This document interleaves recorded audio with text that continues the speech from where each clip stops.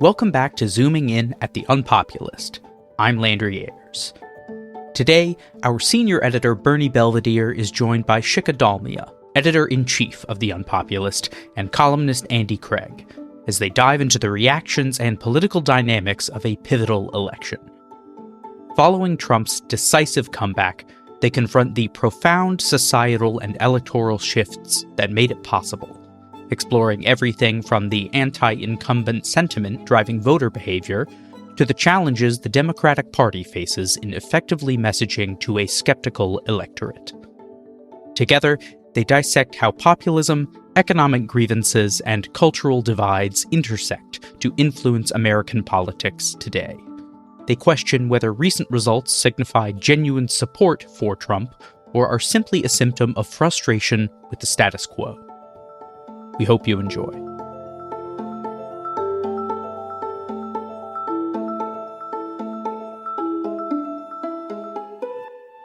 Welcome to Zooming In with the UnPopulist. I'm joined today by editor-in-chief of the UnPopulist, Shikha Dalmia, and Andy Craig, a columnist for the UnPopulist.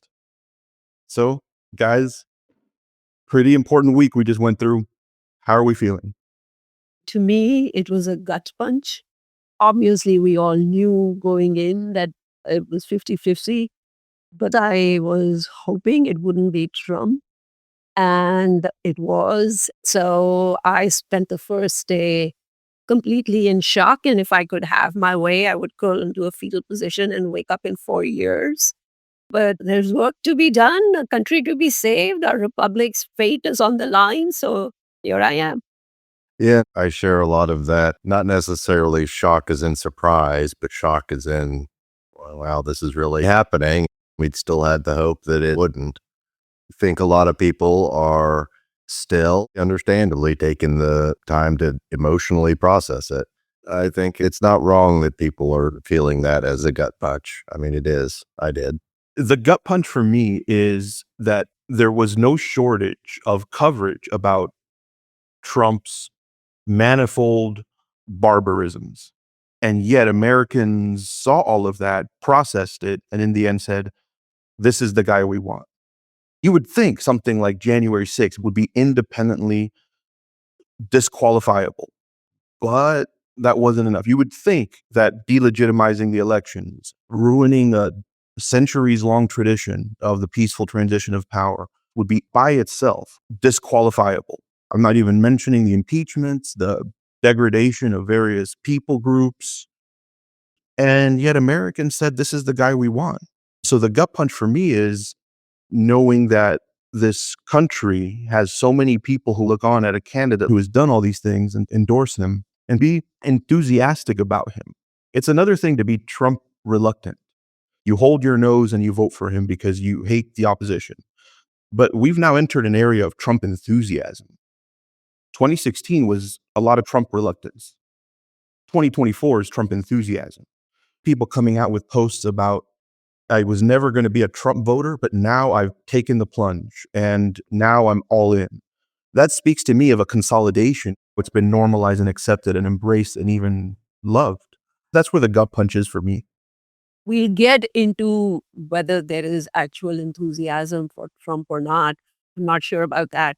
But one obvious question is, why did he get elected? There are multiple causes that have been put forward. I'm interested in hearing what we think the main cause is.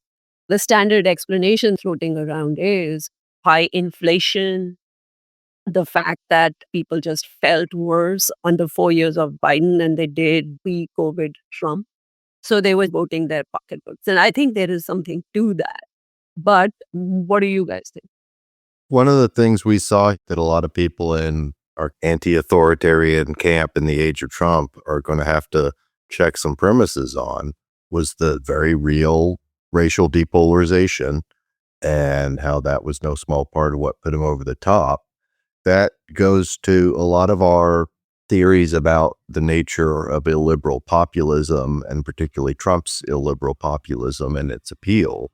It's not entirely, though it's still in large part about in-group, out-group tribalism dynamic, which has been the dominant explanation, and I think still has a lot of truth to it. But there was something to the economic dissatisfaction.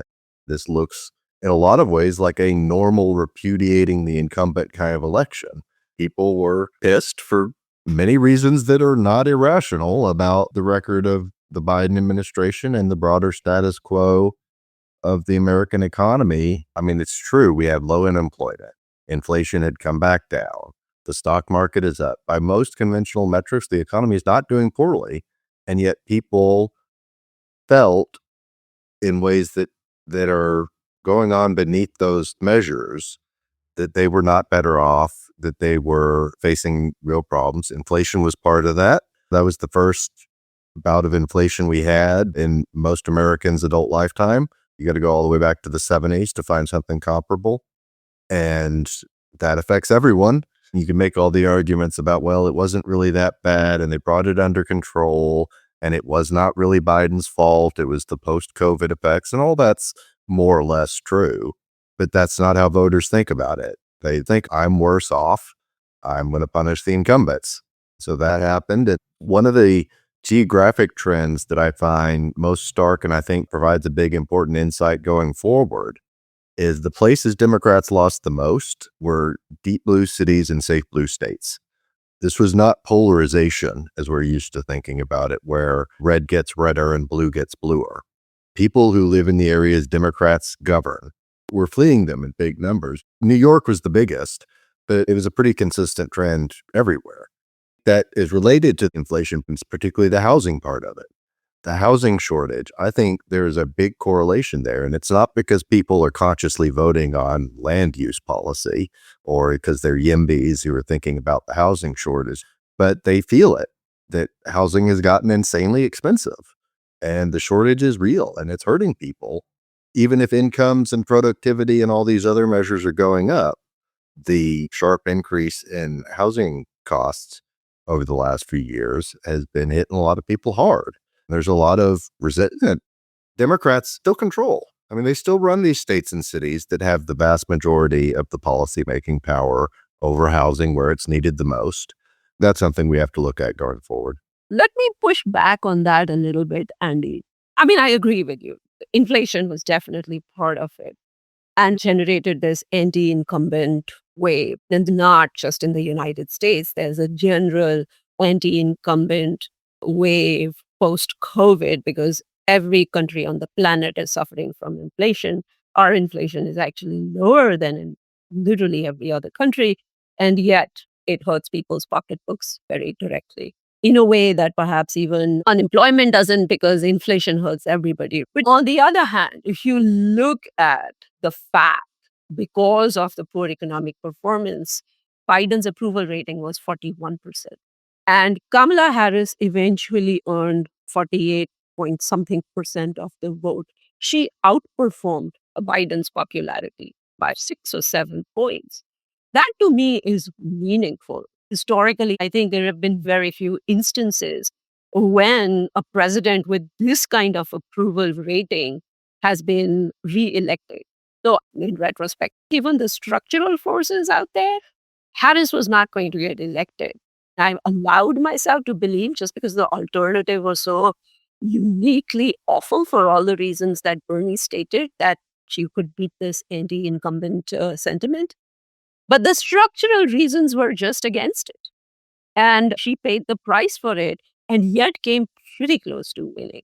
So maybe people are pissed off, but it is momentary, episodic, and we shouldn't draw very big conclusions from what just happened. I think that to the degree we can pin this result on anti-incumbency, well, that's off the table now. That's what happens when you lose. There is a general sentiment, and it's right, that this was Biden's fault more than Harris's fault. The way he imploded and drug it out and how disastrous the debate was, on top of the fact that he was already unpopular incumbent to begin with. Once he did, Harris ran a strong campaign. She made up ground. The swing states where the campaign was targeted ran about 3 points better than the national shift. The national popular votes shifted about 6 points, and the swing states was within 3. Who knows? Maybe if she'd had another month to do it, that could have made the difference. But at the same time, it's true that this was such a not close outcome that it's possible there's nothing she could have done. It could just be there was a throw the bums out mood, and for all the terrible things about our primary system and our two-party system and about how that works, dedicated 60% or so of the GOP stuck with them, which is itself a pretty small chunk of the country, enough to win them the toss-up chance of being the one choice on the table that was repudiating the incumbent party and administration. So I do think that's some cause for hope in that the strong anti-incumbent cyclical thermostatic throw the bums out mood is likely to continue through the midterms, and now they're going to be on the losing end of it. It's likely to continue through to 2028. That was the current we were swimming upstream against. As weird as it was, since he was just in office 4 years ago and was already president, he got to be the change candidate. Harris tried, but kind of an impossible task to run as the change candidate when you're the incumbent vice president. It could be that we're in an anti-incumbent era right now. Trump's ran 3 electoral cycles, and the 2 that he has won are precisely the ones where he's the challenger to the incumbent party. Maybe after a stretch of 2-term presidencies, and then before where you had Ronald Reagan and then his vice president in a 12-year dominant stretch, we're now in an era where the media environment is such where you can pretty compellingly tell a story about how the sitting government is just not doing it for you. And you need to get a challenger in there. So it could be that this term is a continuation of a trend that we've been seeing and will continue to see.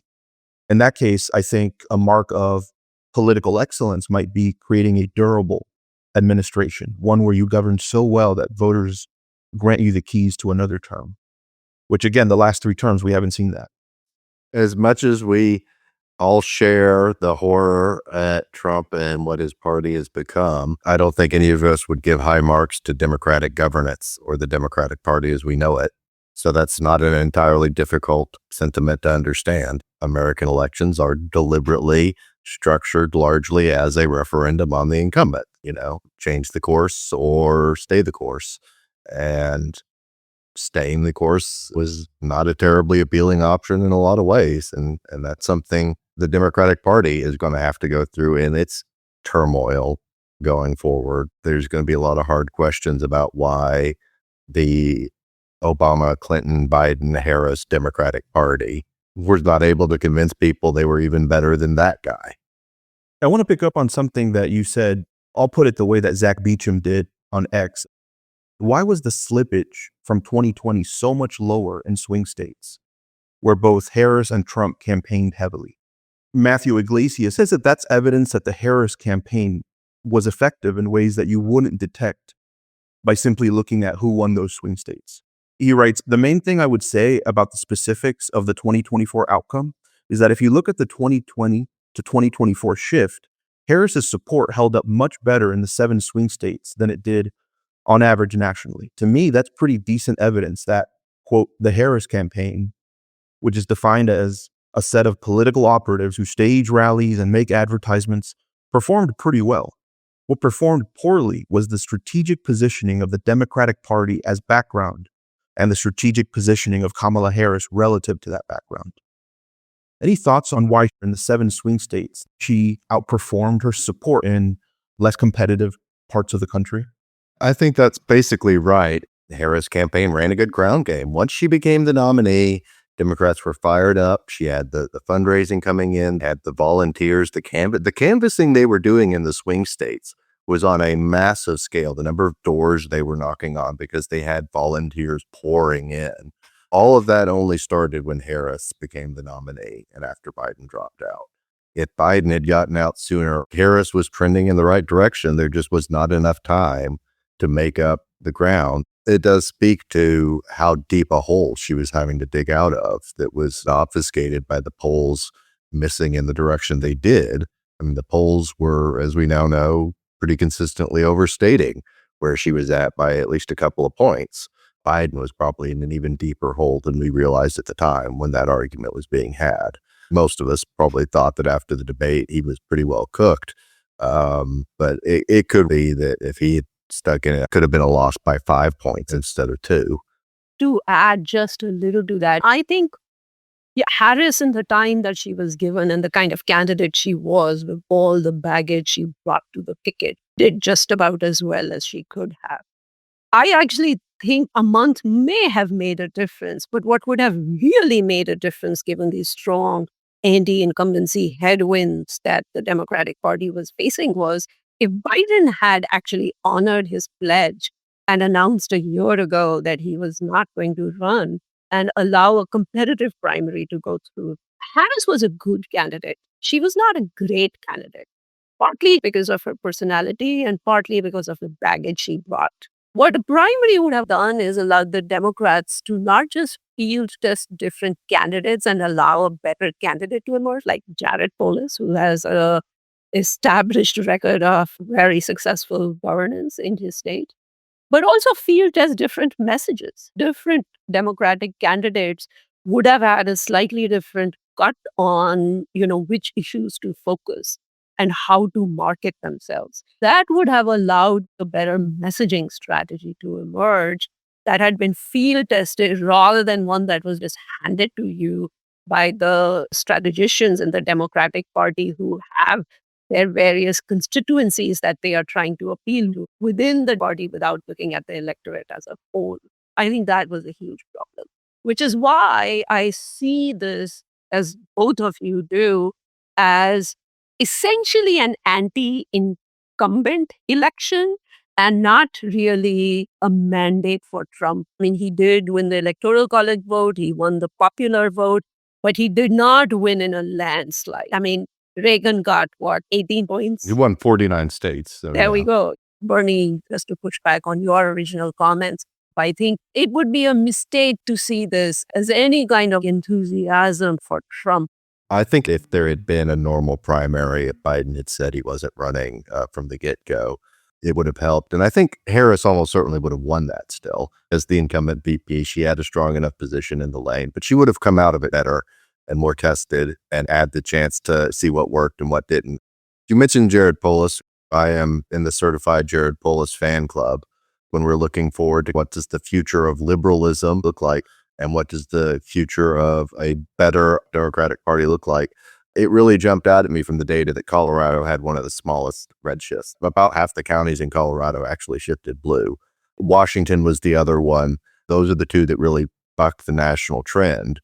I think that's something to look at. And as we gear up towards 2028, I do hope to see more from him going forward as the Democratic Party has that argument, trying to figure out what they stand for. And hopefully it looks more like Polis than, Bernie Sanders.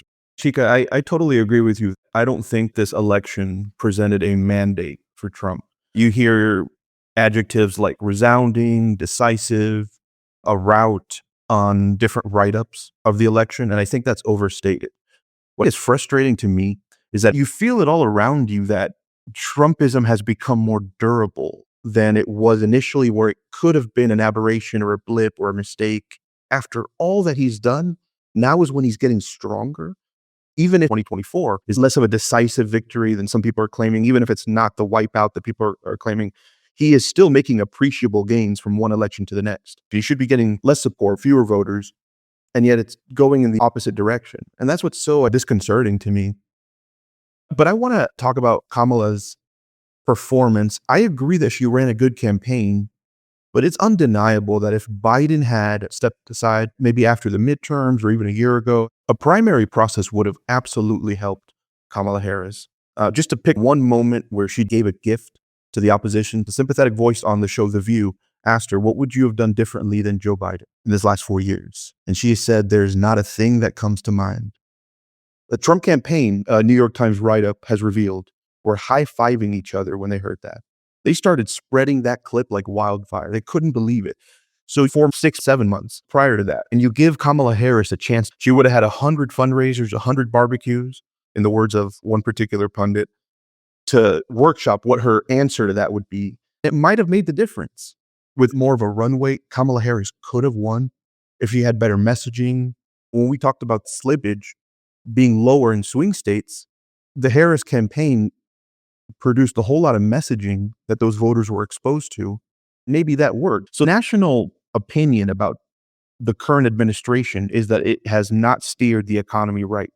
Inflation is a huge problem. We have this ambient political background, what some people call vibes, and those permeate our collective political consciousness. The idea is that the Biden administration had not been properly managing the economy, but here is counter messaging precisely along economic lines. She messaged on economic matters in swing states, and she was able to push back on the narrative that the economy had been so bad. It wasn't ultimately strong enough to sweep her into victory, but messaging seemed to work. Where are liberals not doing as well as they could in terms of setting the national narrative, you think? So, Bernie, to your point about the enthusiasm for Trump, I think you're absolutely right. Between 2016 and now, when people voted for him last time, they were a little bit embarrassed. The stigma of voting Trump has been completely removed after the attempted insurrection and after 200 Republicans repudiated him and his own general said he has fascist tendencies. You would think that stigma would come back, and it didn't come back.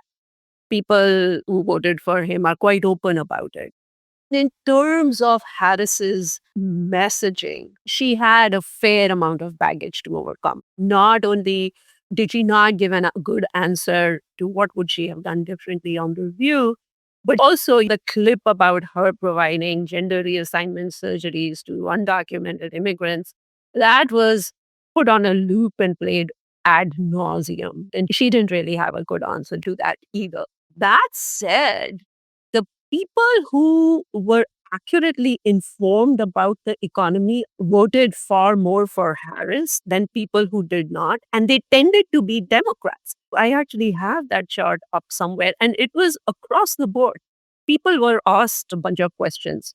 Violent crime rates are at an all-time high in most major American cities. False. 65% of Democrats got the correct answer, and only 26% of Republicans did.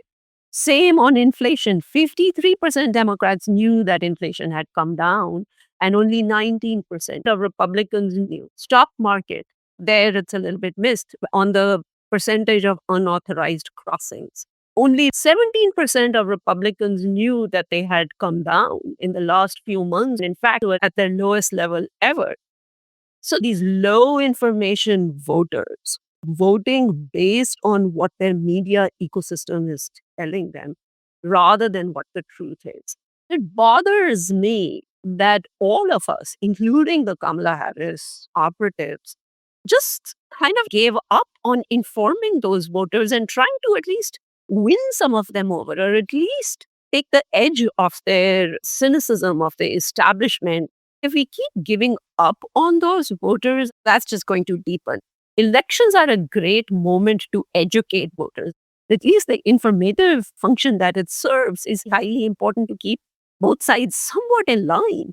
And you are right that this was a depolarizing election, but in another way it wasn't, because neither side tried to reach out to the other and tell them their version of the story. That's absolutely one big thing about this. I have my gripes, and a lot of people have very good complaints about how legacy media handled Trump going back 8 years now and for the next 4. But it's the case that things have changed. The New York Times is not setting the agenda for a lot of these people. That goes to part of Trump's appeal. He is genuinely funny. He is an entertaining character. And that has always been what distracts to a large degree from all these much more serious things about how malicious he is and how much harm and damage he's done and will continue to do now. But if all you're seeing is clips of him being kind of funny, that gets through to people. So many of us have this reaction of, how can you be anything other than repulsed by this man? There's a lot of talk, too, about how he's a creature of the social media age. I think that's what's happened to voters. But it's also, he is a TV character. I don't think it's entirely coincidence that the people who grew up on the golden age of Hollywood elected a movie actor as president, and the people who grew up on the peak years of cable TV, ended up electing a game show host.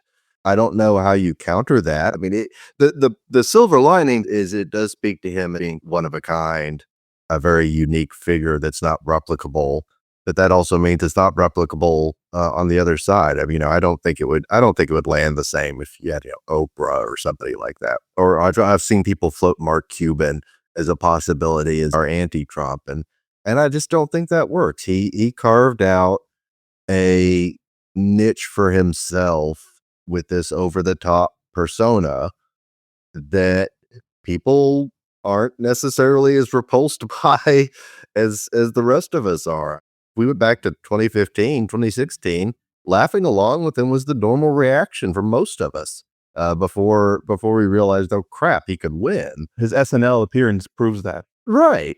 And he's got, I mean, I hate to call that talent because it's his pure lizard brain id. There's no method to this madness. This is just who he is. But it is charisma.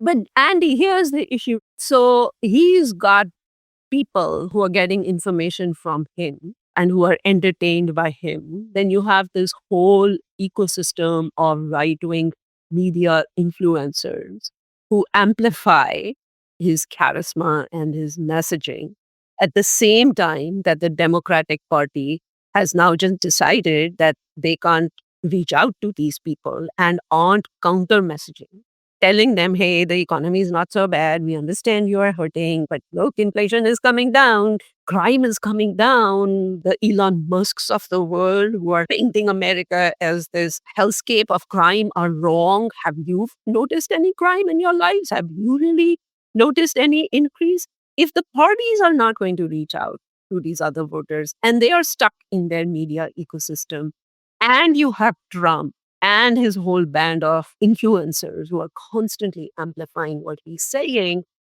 what do? How do you get past that? I think you're absolutely right.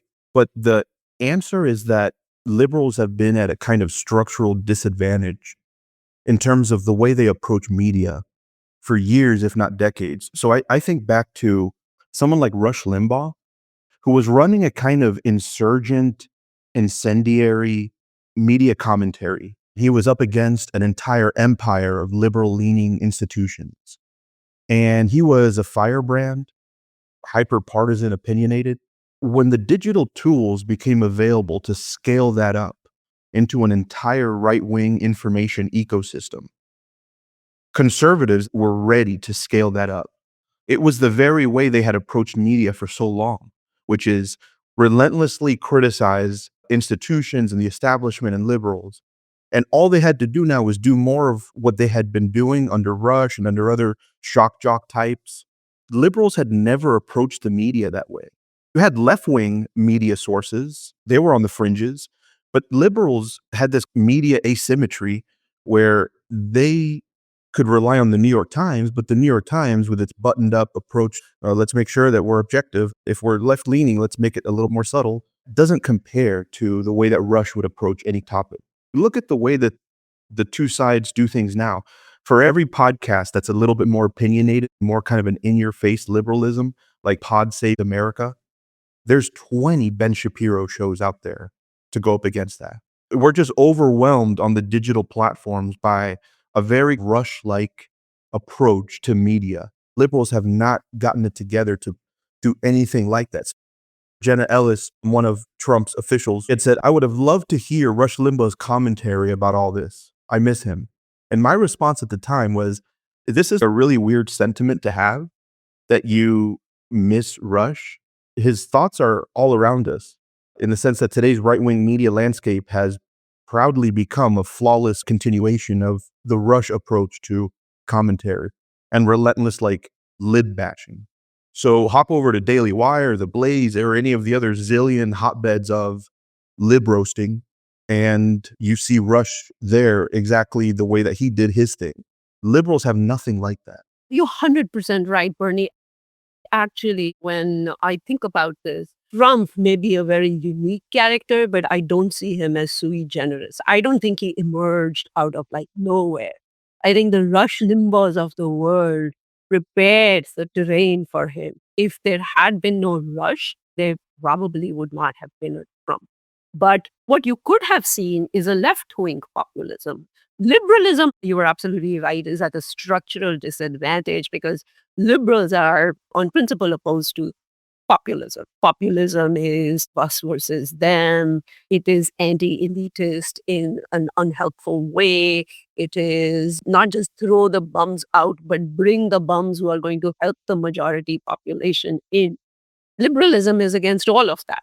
So liberalism can't be, by definition, populist, but you could have seen a left-wing populism. And you haven't seen that emerge in this country. Bernie Sanders was popular, but he was a unique character. There wasn't a movement behind him because there wasn't this media universe propping up these personalities.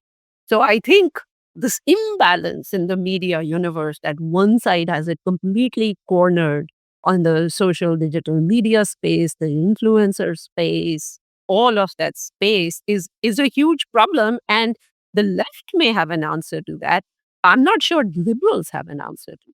That does go to not just that aspect of we have this sclerotic mainstream liberal media that both occupied the lane and was not an effective alternative, but it also goes to the substance of the message. I do want to push back a little bit on we just needed to get people to understand the economy was fine. I don't think that works. I think they did push a lot of that, and it did reach a lot of people, and it maybe helped, but people do have real complaints. And one of the problems we as liberals have had is being seen as a defense of the status quo, and that we don't have our big reforms and our big ideas and our big changes we're fighting for that people can rally around.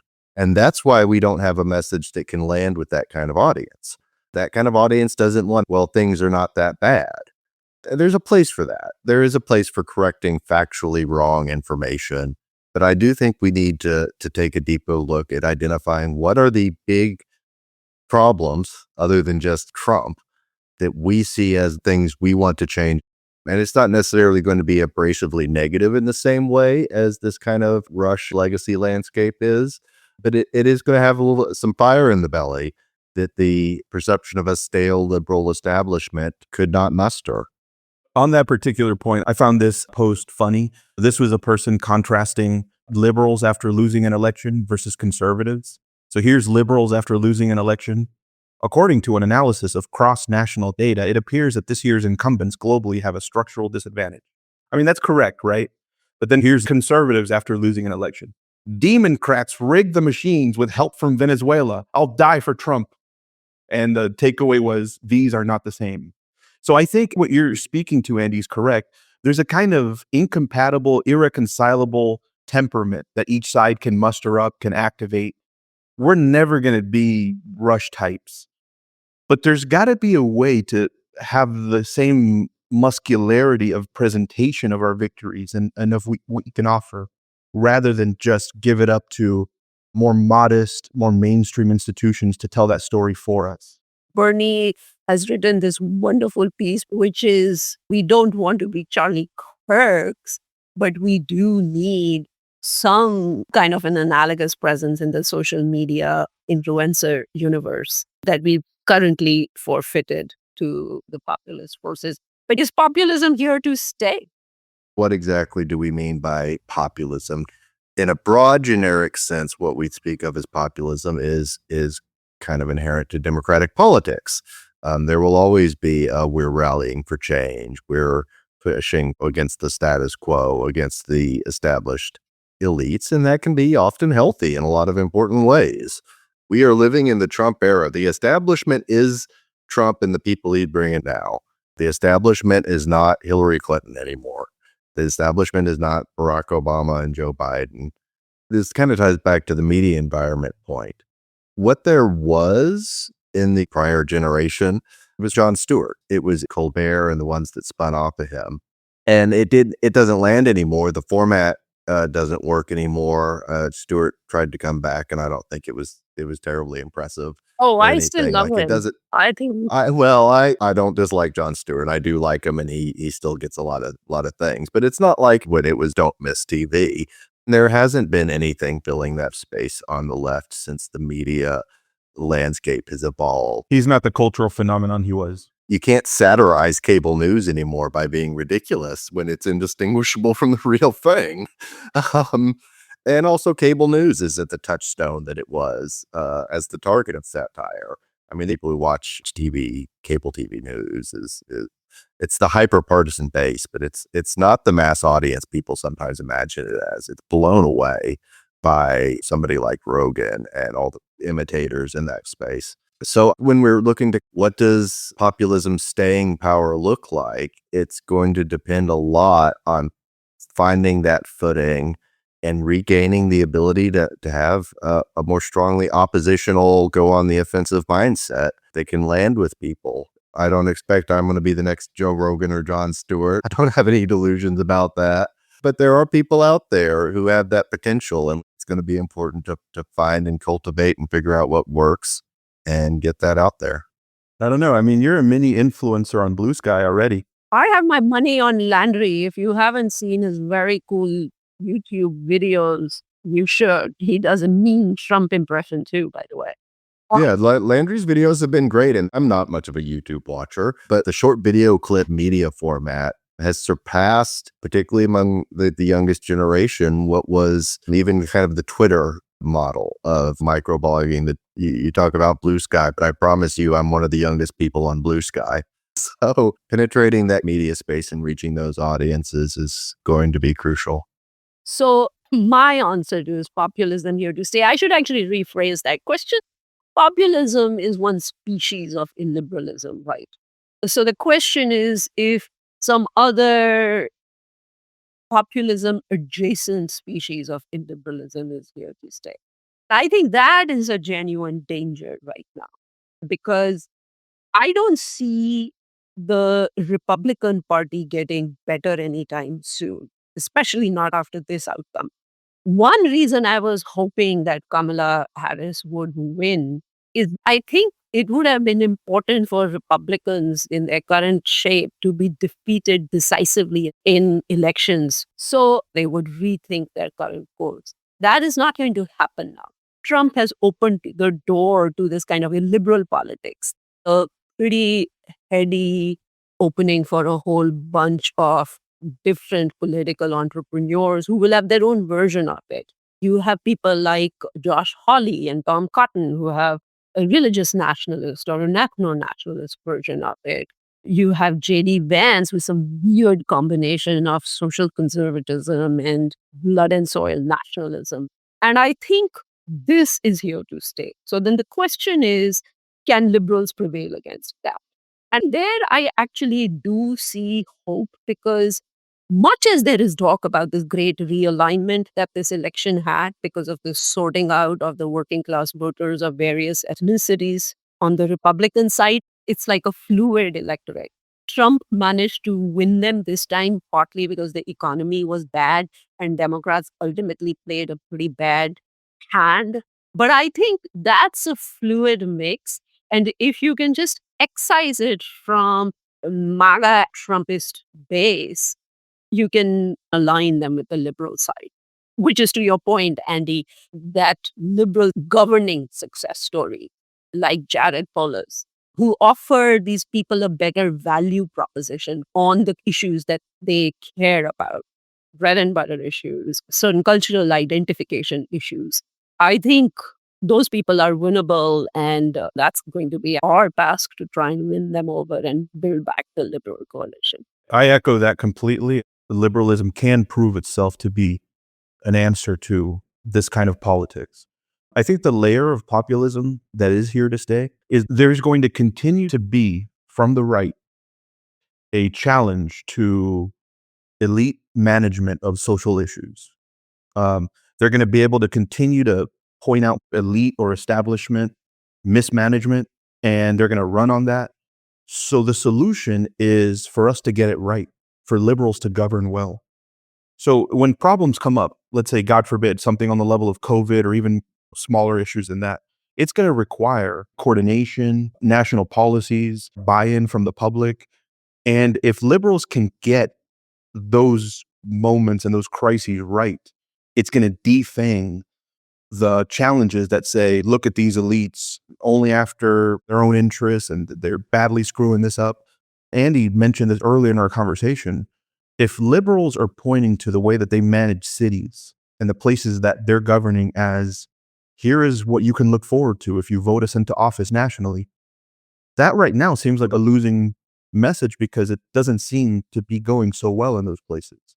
So if we do that stuff well, that can disarm that criticism, that populist strain that says the elites are getting things wrong as usual and they're only in it for themselves and look how badly they're botching everything. So I think that populism will continue to be activatable, but it can be defanged by good governance.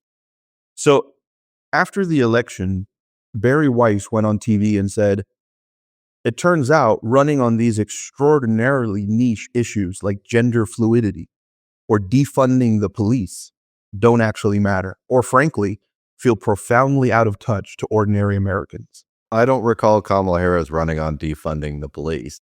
A lot of that does get to be kind of straw manish. I think that kind of anti-woke stuff is very much her thing. We'll need to suss out a lot of the data. The evidence is not good that that was what did it here, which isn't to say there aren't real conversations to be had about the liberal approach to some of those things, and some of the more genuinely difficult questions that come up in that context. But in general, this whole backlash to woke thing, we hear it from them constantly of what motivates Trump's base. But I think it's important to distinguish what the median Republican MAGA-hatted Trump supporter care about as opposed to that 5% of the electorate in the middle that made the difference. And I think that has a lot more to do with the reasons we were talking about earlier about the anti-incumbent swing. I couldn't agree with you more, Andy. For this right-wing influencers who consider themselves heterodox types, anti-wokeness has just become the global catch-all explanation for every political thing that is going wrong in our current moment. They've been at it since 2016 when Trump got elected. I remember there were immediately pieces then that this is all backlash to political correctness. Now that has actually expanded. It's not just political correctness. That it's amazing how little that term actually even is used anymore because wokeism has become an even bigger category. So there is no phenomenon that will not be explained by Barry Weiss by referring to wokeism. It's not just Barry Weiss. There are a whole bunch of commentators on the center left even who this is their fallback explanation. And like you said, it is a motivating factor for the MAGAites. I think if you go and ask your average Hispanic, hey, are you so upset by being called Latinx that you are going to vote for Trump? I don't think that's it. I really don't think that's it. There are many more complex factors going on. And this has become a rallying cry. Anti-wokeism is a rallying cry on the right. I don't think it has as widespread appeal as Barry Weiss and company seem to think. The somewhat more nuanced, but I think maybe has some more explanatory merit to it, is kind of what Josh Barrow and others have called the groups. And the structure of the Democratic Party, there is a degree to which this hyperactivated, farthest out there kooky, call it woke or whatever you want to call it, stuff permeates into the Democratic Party strategy and messaging and what its institutions are able to do in ways that make them less effective.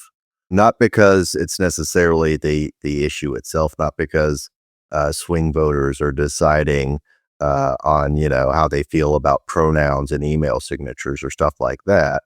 But there is a problem on the Democratic side of the aisle with this degree of capture of its institutions and the mainstream liberal institutions that are dealing with all their interns and entry-level employees coming up and are revolting over things that sometimes they have some merit to their complaints. A lot of times it's just nuts. I mean, The Nation endorsed Harris and then ran a column by their interns about why they shouldn't have endorsed Harris. But that kind of mishigas always exists in politics. But it never before became such a political motivator as it has right now to rally the troops on the right. and which puts concomitant pressure on the left to try and respond to these accusations all the time. Like Sohram Amri's entire anti-Frenchism movement started with one drag queen story hour in a library. So much of it is just built on isolated outrage stories that expecting Democrats to constantly take that into account is No, I think you know, that's right. That you can't police the entire left of center of American politics to the degree that you won't be able to do that kind of, we used to call it nut picking.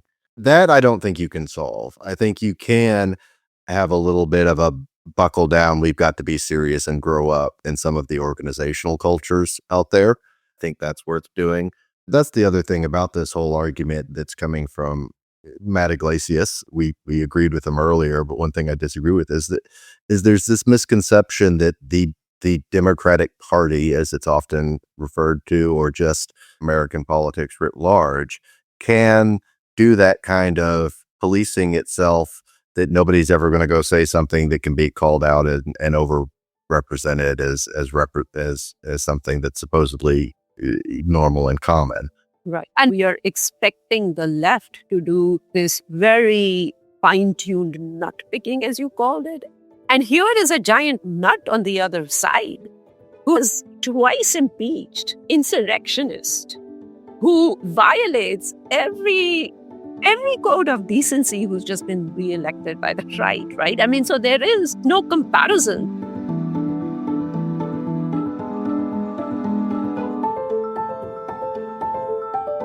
Thank you for listening to Zooming In, project of the UnPopulist.